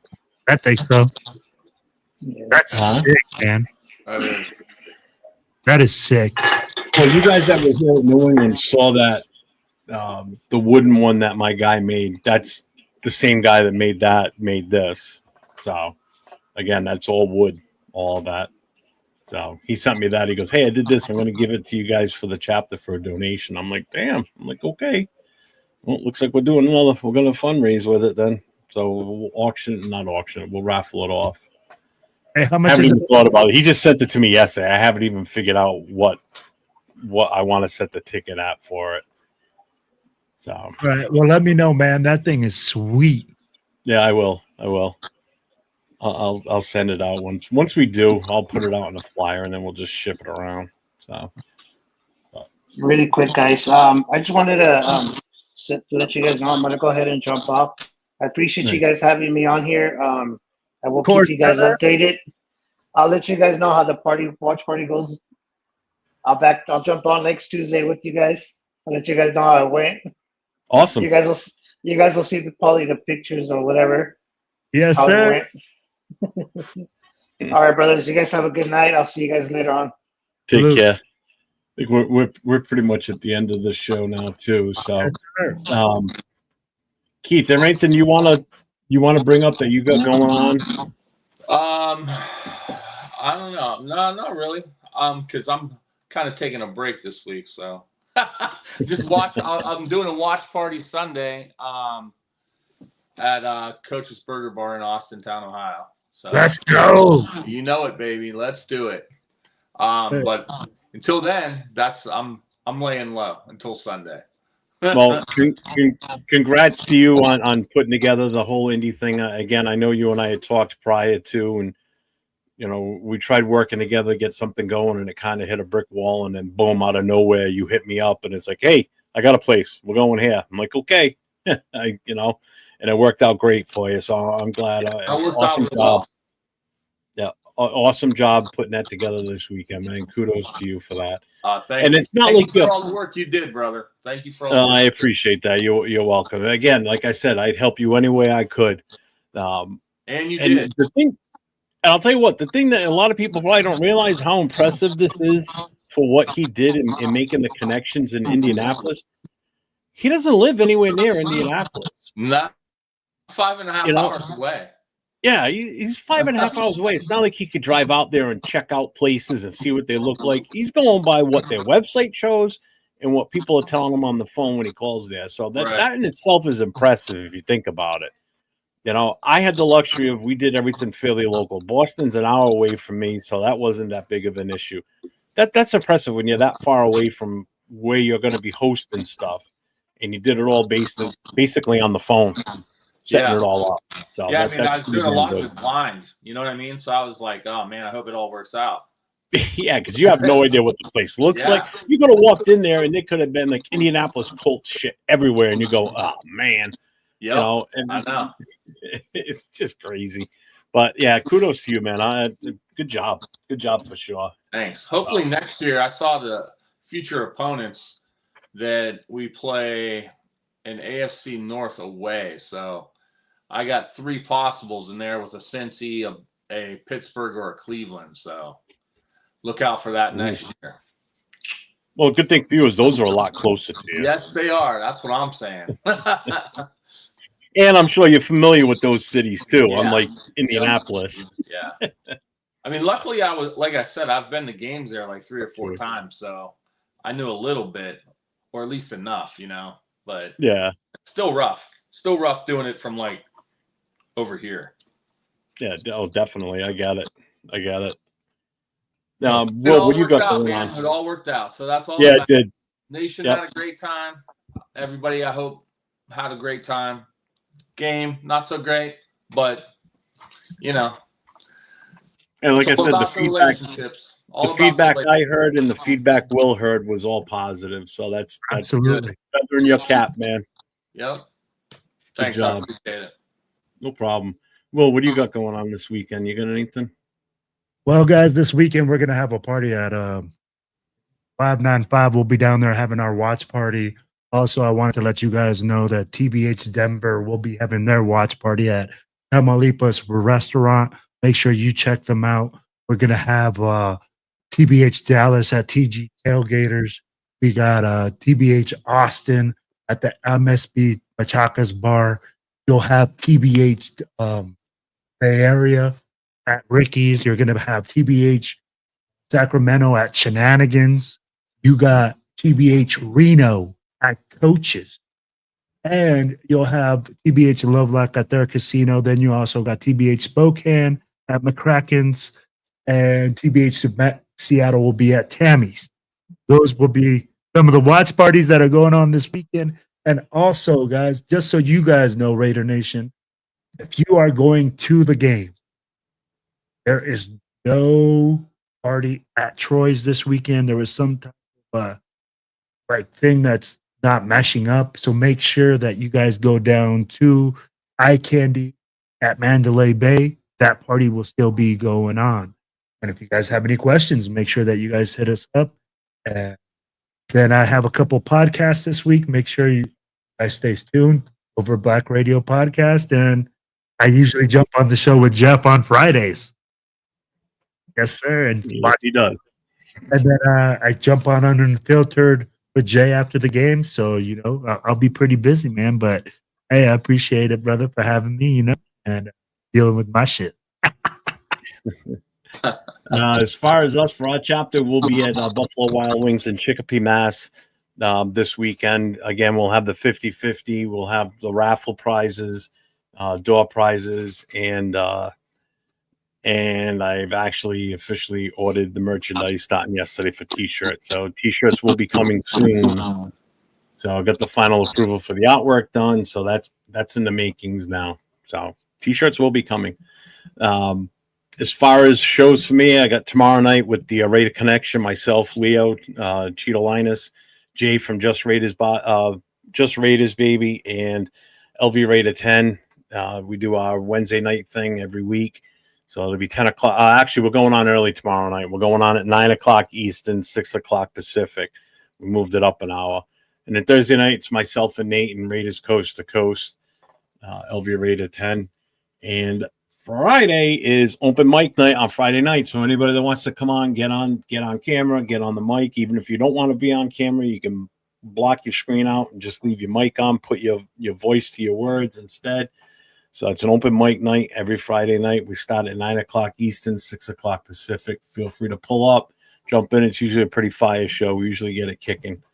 So then Saturday we have the Last Call podcast with myself, Chris for Raiders, and Jason First Downs, discussing the game that's coming up on Sunday, which is the Titans. So that's all I got. And if you're in Sacramento, make sure you stop by Shenanigans and show our people up for Saturday. Everybody, like I always say, stay safe and go Raiders. Keith, thank you for being on with us tonight. Oscar, thank you for coming on with us also. And thank you, everybody in the chat, for being with us. Go Raiders, baby. Let's go. Trees all shake and quiver and quake as he robs them of their gold. The autumn wind is a raider, pillaging just for fun. He'll knock you round and upside down and laugh when he's conquered and won.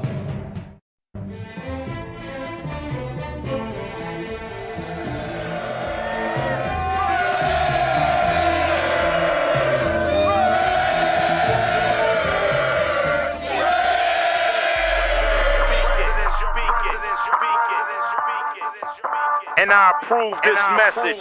Oakland Raiders, Oakland Raiders, Oakland Raiders. Just win, baby, win, baby, win, baby. We are the Oakland Raiders, Oakland Raiders, Oakland Raiders. Just win, baby, win, baby, win, baby. Don't need no invitation. No. We are that Raider Nation. We rock that black and silver. We make them shake and shiver. We make them reconsider.